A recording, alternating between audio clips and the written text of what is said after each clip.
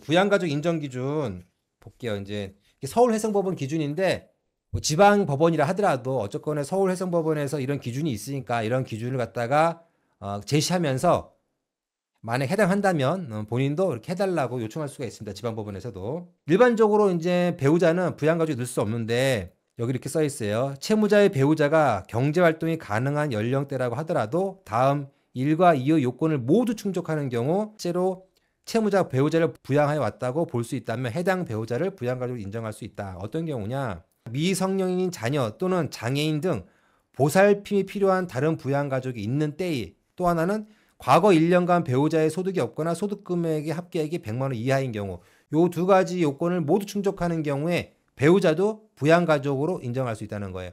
이런 거죠. 아이가 어려요. 1살이고 배우자가 지난 1년 동안 소득이 없거나 적었어. 그런 경우에 배우자까지 부양가족으로 신청할 수 있다는 거. 그러면 아이 한 명에다가 배우자 한번 본인까지 하면 3인 생계비 되는 거잖아요.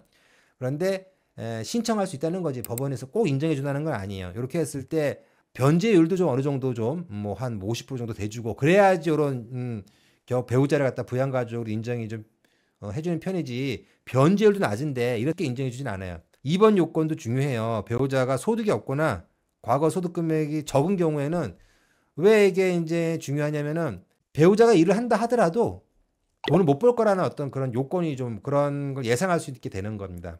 그래서 보살펴야 되는 아이가 있다 하더라도 배우자가 최근 뭐 또는 과거 1년 정도의 소득이 높았다고 한다면 배우자를 부양가로 신청할 수 없는 겁니다. 네.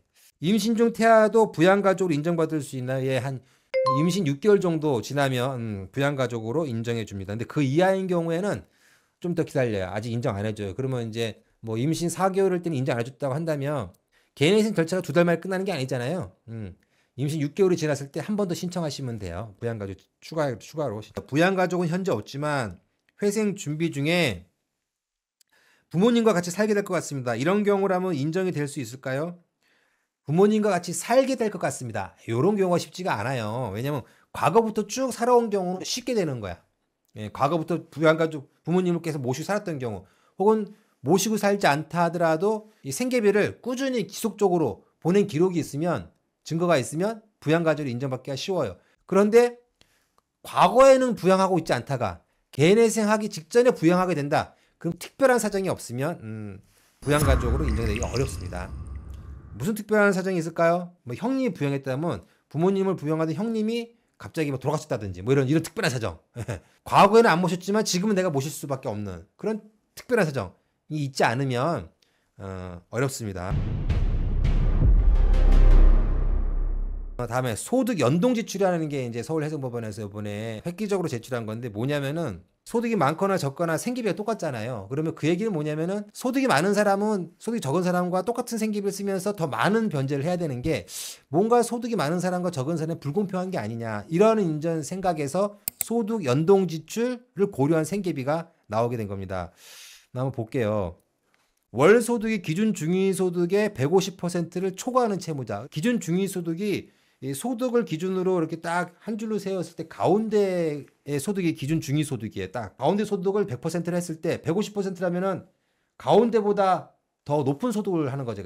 중간보다는 더 소득이 높은 사람분들 이런 분들을 이제 고려 대상으로 하는 거고요. 소득이 높으신 분들. 자, 이제 월 소득이 기준 중위소득의 150%를 초과하는 채무자에 대해는 현재 이제 지출하고 있는 비용 중에서 채무자의 그 소득이 높은 채무자의 어떤 그런 수준, 그런 경제적, 사회적 기본 생활을 위하여 향후에도 지출할 것이 소명된 경우, 지출이 소명이 돼야 되는 겁니다. 이를 기타 생계비로 인정할 수 있다. 이 경우 기본 생계비, 뭐 추가 생계비 및 기타 생계비 총액의 기준이 기준 중위소득 100% 초과하지 않아야 된다. 그런 추가 생계비를 추가할 수 있다 하더라도 기준 중위소득의 100%는 안 된다. 우리가 이제 개인회생 할 때는 1인 가구 생계비든 2인 가구 생계비든 기준 중위소득 60%가 생계비잖아요. 소득 연동 지출, 소득이 높으신 분들은 기준 중위소득의 100%까지는 생계비로 인정받을 수 있다는 거예요. 총액이 150% 초과하니까 100% 인정받으면 그래도 추가되는 50%는 변제를 해야 된다는 거죠. 그러니까 1인 가구 기준 중위소득이 아마 제 생각에는 여기 200만이 넘어갈 거예요. 그럼 150%면 300만이 넘어가죠. 300만 원이 넘어가는 경우에 한 대략 1인 가구 중위소득 100%냐 200만 원 정도까지는 여기까지만 한도를 인정해 주니까 그래도 100만 원은 이제 변제를 해야 된다는 거. 예. 예를 들어서 기준 중위소득의 150%의 수도를 벌고 있다. 그럼 그중에 60%만 생계비로 인정되니까 150에서 60을 뺀 한 90% 정도의 소득을 변제에 투입해야 했다고 한다면 150에서 100%를 뺀 50% 정도만 변제금에 투입을 하면 된다라는 게 이 소득 연동 지출이라는 거. 자녀는 미성년 자녀만 이제 만 19세 미만만 부양가족으로 인정할 수 있는데 성년 자녀인 경우도 부양가족 인정될 수 있는 경우가 있어요. 예. 성년 자녀의 부양가족 인정 기준. 채무자의 자녀가 경제활동이 가능한 연령대라고 하더라도 해당 자녀가 만 21세 미만으로서 과거 1년간 소득이 없거나 소득 금액의 합계액이 100만 원 이하인 경우, 그래서 근로소득만 있는 경우에는 총 급여액이 500만 원 이하인 경우에 실제로 채무자가 그를 부양하여 왔다고 볼 수 있다면 해당 자녀를 부양가족으로 인정할 수 있다. 네. 과거 1년간 소득이 없거나 소득 금액의 합계액이 100만 원 이하인 경우 너무 적죠? 거의 없는 거랑 마찬가지. 1년에 100만 원 이하이면.